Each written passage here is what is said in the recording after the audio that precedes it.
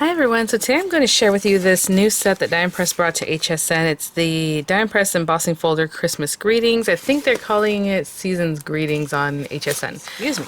But these were sent free of charge for my review, and of course all opinions are my own. Any links I have in the description box will be affiliate links, which means I'll make a small commission for your purchase items to those links. So you guys, I love embossing folders. I always keep them right here kind of next to me, and like, you know the thing that Dye Press had brought out not too long ago, it's the storage boxes, but I think it's the one that it was like sticker storage or something like that, but it's kind of staggered like this. And so I have them here, so whenever I look over I see them, and then whatever I need, I'll grab like these last ones from the summer kind of collections, and they're here ready to go, so I remember to use them because it's always really great to pop that on any card, any background, just adds a little something else. So they have two different sizes here, your A2 size basically, and then your slimline. And I'll just show you really quickly as far as like the sizing is where you see the green, like the teal color, that's basically what the embossed area is. So it looks like 4 inches, probably by 5 1/4. Yeah, so 4 by 5 1/4. So that mats into a standard A2 size really nicely. And I'm assuming this will be the same kind of thing, but let's see. Oh, this one's actually a little longer. It's like 8 3/4 the area, by let's say 3 3/4, so that's really nice. Excuse me, I can feel I had a little something in my throat. So yeah, so that's really great because some people do like to make their slimlines a little bit bigger than the 8.5 by 3.5, so you have a little extra room there for that. So this one's like a little snow flurries kind of thing. You have like the little snowflakes and like the little, with the little like snow that's just like a more organic shape, right? Super cute. And this one has your typical snowflake with the little stripe, kind of more a stripe look. And if you guys had seen my video, I don't know when I'm going to release these videos in what order, but there's a stencil that has a very similar feel to it in the stencil set that Dye Press brought out, so really pretty. Oh, look at that. You got your holiday sweater. I would not say this is an ugly sweater. That's very cute. I always forget. Is it called Intarsia knit? I want to say it's called Intarsia, that kind of knit, but I used to knit, well I still knit, but I just don't knit that kind of thing, that style. It's very complicated. And then we have this beautiful like little holly and leaves and really cute kind of a frame feel on this one. Oh my goodness, you guys. It's not one thing, it's another. It's the allergies. Allergies are just daily, but oh my goodness. So on this one here we have the little pine cones and then little like pine, this is so cute. I love that, like little fir tree kind of looking thing going on with all the different types of like pine. You see that? So cute. And then we have another like snowflake, more geometric pattern. So it's very, I wouldn't say linear, but you know what I'm saying? It's very geometric there. So cute. Oh my gosh. Oh my gosh. This reminds me of the one that they had for the summertime that was just so cute, and it had like the little umbrellas. Excuse me, like this one, right? The last one looks cute, little pattern. Look at that. Oh, that is adorable. My goodness, the little gingerbread and little ornaments and just everything, Christmassy. And this one kind of goes in this direction. So that's the one I think I would say is mostly directional, because the rest of them you can use them however you want, like sideways or however. But and then this one here, again, just snowflakes and all kind of scattered around there. Really, really pretty. So what I'm going to do is just grab some papers, maybe some die cut papers, maybe some vellum, some different things just to run it through, and we'll check them out. So I just wanted to cut a piece of vellum, just have something like a pretty shape, and then we'll go from there on that one. So I have a few different things here we can try out. Let's see. So these are cut down to like 4 by 5 1/4. This one is a matte metallic, very thick paper. This one's not as thick, but it is a metallic paper. Again, 4 by 5 1/4. This is just a fun shape I just cut down, and then I cut down a piece to go in the slimline. I think we'll start off with that one maybe. Now it depends on your papers. You might have to spray it with a little bit of water. I'm just going to go for it right now. So this is just not the most thickest piece of cardstock in the world, but we'll see if I need to add a shim or not. So that's another thing you can do if you run it through and you feel like, oh okay, that's not quite as deep as I would like my imprint, right? And I'm going very slowly because I don't want to shake the camera, but you can just crank it through, guys.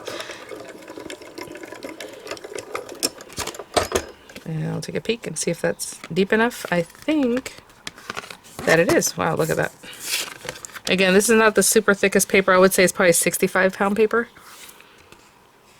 Look at that, and look at the back side there. So we have our little pine cones and cuteness. And of course, if you did a white core paper, you can just scrub over the top and then you would have the white coming through. Or even with this, you can ink it up, maybe green on green, and that looks really nice too. So it just has tone on tone. So there's that one. Let's see, what can we put with this pretty gal? This one? Or maybe this one. Let's do this little guy on here. And with the diamond press folders, I should mention, if your paper has a right side, like this is white on the back, so obviously the gold you want it to be facing, and you want the imprint obviously to be raised, it should be facing the teal, right? So the right side of your paper that you want to be facing up should be facing up when you go through here. So let's try this one and see if it needs a shim or not. Like that one gave me a little more resistance. This one doesn't feel like it's giving me a lot of resistance, but I feel like I can hear the paper doing its little cracking sounds. Yeah, so it's almost there. You can see maybe on this little edge a little something else. So what I'm going to do is take like a thin piece of paper, not like the thickest paper in the world, and it should cover this whole thing. I'm just grabbing a scrap that's here, but you do generally want to just cover the whole thing. And I'm just going to run back through. So that might be a little too thick because this is a very heavyweight paper that I decided to use right now. But look at that. Okay. So pretty. So you can just see all I did was just add a piece of shim. Again, next time I'll do a thinner one. This is a very heavyweight paper. Excuse me, I probably should have used, not that one. But it's on there really nicely, so that's great. Okay, on this one, you want to see this knit pattern? Let's do that one. Again, this paper's kind of thick. If you do need to spray this kind of paper, you would spray on the back. But honestly, when paper's coated like that, I'd rather not. I would just leave it the way it is. And you can always look at the front here just to see exactly where you're putting your pattern, if you're nice and straight. And let's get this one going.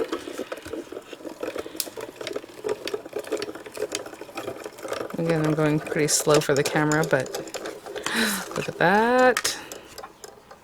Gorgeous, gorgeous. I mean, I don't even have, look at this. That is so pretty. Okay, I'm gonna put that over here. And I think the last one we'll try out is this one, because I really like, I think it'll look really pretty with like that framed out area. On this matte metallic. Again, I always line it up on here, but honestly I should be lining it up over here so you can see exactly where you're placing it. I have a good idea of where that is. And let's go ahead and crank that through. I can hear quite a bit of resistance. You can hear the right? Look at that. Just gorgeous. And like I said, I can hear a little, and so got a little bit of white showing through here, but looks pretty great. Alright, what I'm going to do is grab some card bases, or some toppers basically, and we'll put some cards together. A few things going on here. So for this one, I thought this would be really cute layered over this paper. It's from last year's papers from Diamond Press, and I have some standard A2 size cards, so it's kind of funny because this is about 4 inches, so I said, oh, 4 1/4. Well, I'll just make a 4 1/4 inch square card. So on this one, I'm just going to cut it down in the other direction to 4 1/4. Actually, let's cut that piece off since there's like a weird little tag on there. So on that one, all I'm going to do is just glue this base down, and then we'll put some kind of cute little topper on this. Okay, so that's that one. On this one, I might trim it down a little bit, just, well, I think it's already trimmed down, right? Yeah. Okay, maybe we'll just use the whole thing like this. And I think in some gold lettering or something pretty like that, I'm going to cut out the Jesus is the reason for the season. Look at that, wouldn't that be beautiful?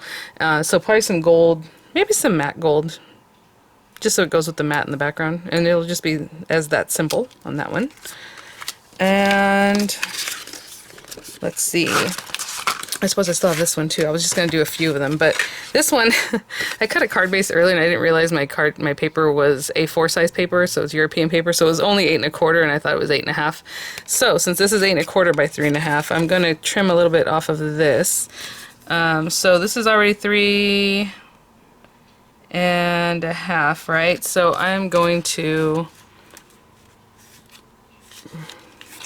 I thought I did 3 1/4. Yeah, that looks good right there. I'm probably just going to take like a 1/4 inch off this other end. Let me see what that looks like. Yeah, interesting. Okay.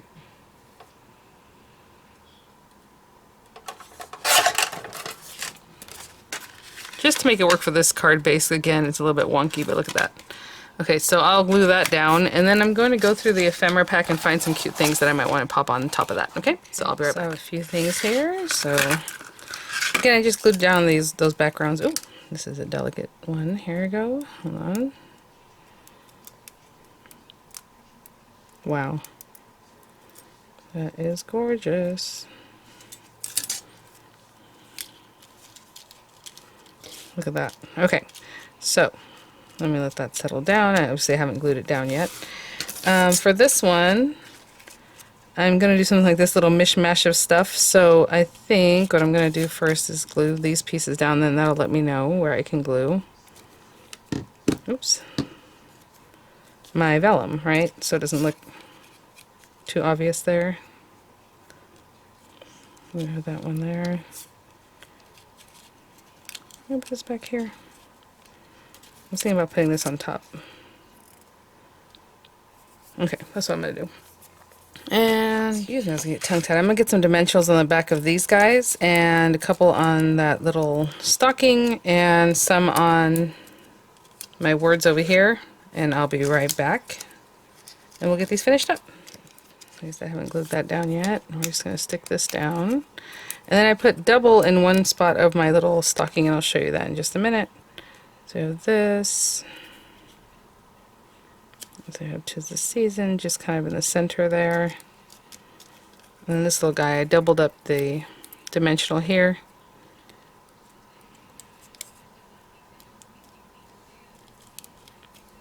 Actually, I probably didn't even have to do that, but that's okay. Alright. Actually, I would like to double it up on the top and not at the bottom. How about that? Let's move this from here and put it here. Just so it has that little dimension that's super cute. Higher up there and lower here. And now I can put glue behind these areas, and no one will be none the wiser. There we go. Okay. There's that sweet little card just finished up. And then this guy, all I'm doing is putting this dead center, and then I'm just going to tuck in the little holly about center. Right, like in there. And you can bend the little holly up too if you want a little dimension or something. I'm sticking it there. And there.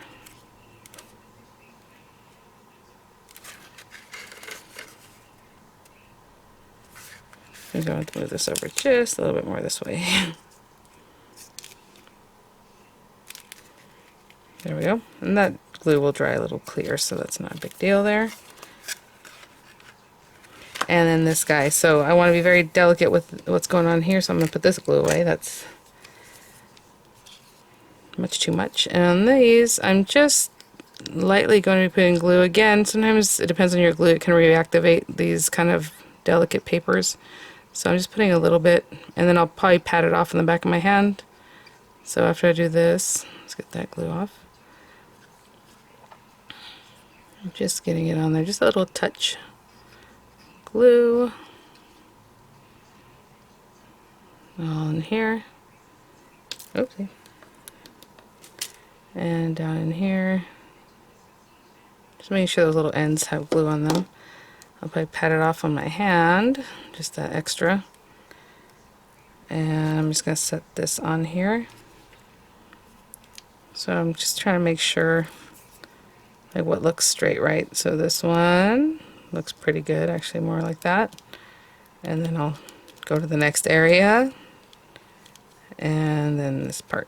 So I just kind of systematically went down that so we can get a nice look right, so it's not all crooked or anything. Okay, I'm gonna wash my hands off, let these set up, and I'll be right back. Guys, so there we have 3 different cards. We do have that last gold background I'll probably use in a different video since I already have it ready to go, but it can be as simple as something like this with some texture, some, you know, little ephemera, maybe some pearls and things.